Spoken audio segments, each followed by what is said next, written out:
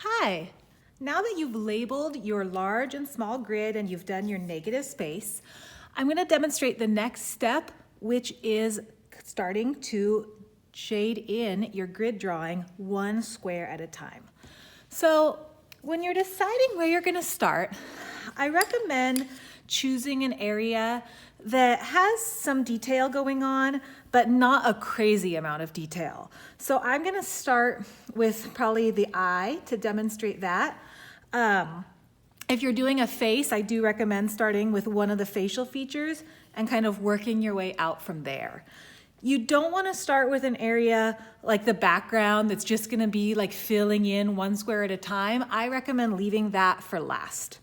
And you also don't want to start with a super complicated area, like maybe, like I'm not going to start with all the little details of the flowers or the details of her necklace. I'm going to save the more complicated areas for later also. So I'm going to go ahead and start in this area here. I think I'll start with the eye, and I'm going to find that that is in square G7. So on my big piece of paper, I'm going to find square G7. I'm just going to put a tiny dot so I know that's the square I'm going to be working in. And then I'll zoom in a little bit so you can see my drawing of this. Let's see here. So here's the square that I'm going to be drawing in, and here's the square that I'm drawing. And what I'm really trying to do when I draw this is I'm trying not to think of it too much in terms of I'm drawing an eye. I'm trying to just draw what I actually see and think of it as shapes, values, lines, and really be specific about what I actually see in front of me using those right brain skills. So I'm getting in just this black shape first, and I'm being really careful not to invent things that aren't there. So for example, you may have learned to draw eyes where they have eyelashes that you can really see. But because of the way the picture is kind of focused or a little blurred, you don't see every individual eyelash. You just kind of see this black shape of the eyelashes. So that's all I'm shading in right here. It's just that shape of black that I see. And I see that that shape of black kind of connects down to become that shape of the eye, but I'm trying not to think of it as an eye. And I do see there's the little white circle right there of the catch light, so I'm going to get that in too. And even though this is a dark area, I'm being careful not to shade so hard that I crush the tooth of the paper. Especially at this point, you want to make sure that you're going nice and lightly because you probably will end up needing to go back and erase at different points throughout your drawing. So there I have in the darkest area. But I'm also going to get in any of the little grays I see. So I see that this area up here is shaded in more gray. I see there's a little tiny line right there. And not all of the squares are going to be this complicated. I chose a really complicated one to start with to kind of show you. And you will probably have some squares in your drawing that are more complicated, but then you'll have some easier ones too. So it kind of evens out. So I'm getting in these darker marks that I see down here that are kind of showing those wrinkles that everybody kind of has under their eyes. So I'm getting those in. And then I'm also noticing that even though the rest of the square is fairly white, it's not pure white. So I happen to just be working with my 2B pencil right now, but you might want to do this with your 2H. But I'm just shading in the rest of that square just with a really light value because it's not pure white.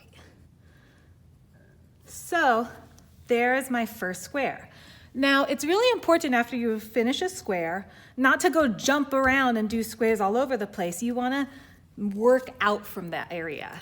So I'll choose that I'm going to go and do this square right above this. So I see that this line continues right here. It's going to cross right there. Sometimes I like to plan ahead where things are going to cross the grid line to make sure I do it in the right place.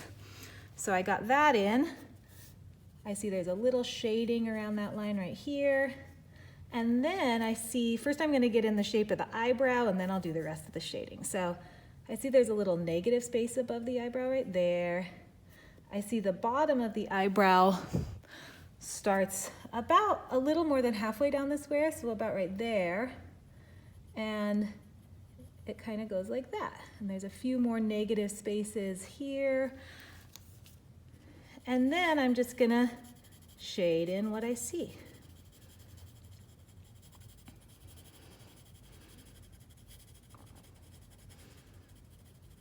So that's all I see in that square, but I do need to shade in a little bit of a dark shadow right here under the eyebrow, and then adding just really, really light shading to the rest of the square. And it's really important to do this light shading as you go along. Sometimes people are tempted to go back and add it all in at the end, but it really will work better to do one complete square at a time, to shade every single thing that you see in a square before you move on. So I'm gonna do this next, this part of the eyebrow kind of goes down here. I think it actually goes a little further down. I'm gonna redo that, because I see that it crosses this square all the way about 2/3 of the way down. So I'm gonna make that adjustment. And I'm also looking at this as kind of a negative shape of this little white triangle or lighter triangle up at the top there. So I'm getting that in. And then I'm gonna continue my shading of the eyebrow.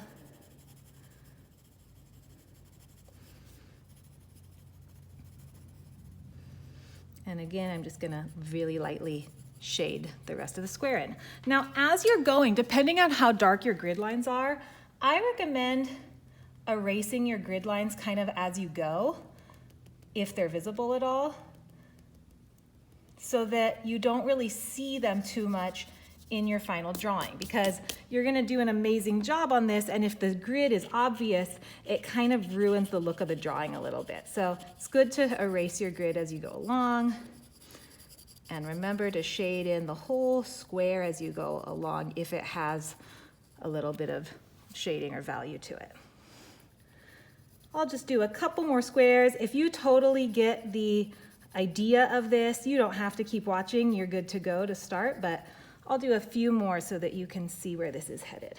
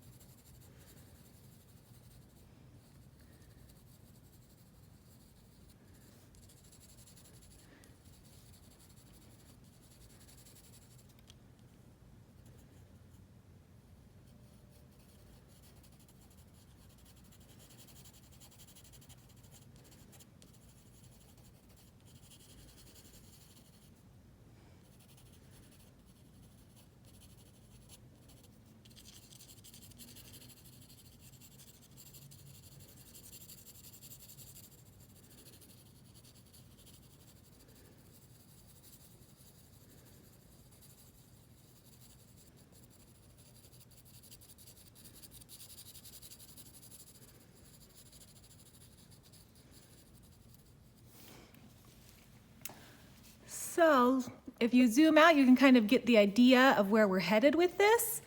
As you continue moving along, I just recommend continuing to work out from the area that you started in. Don't jump around too much. And if you get to an area that has implied texture and you're not sure how to do it, like fur or grass or reflections on the water or anything like that, definitely ask for help. And I also will be posting a few more videos with specific tips on how to tackle different kinds of implied texture. Good luck.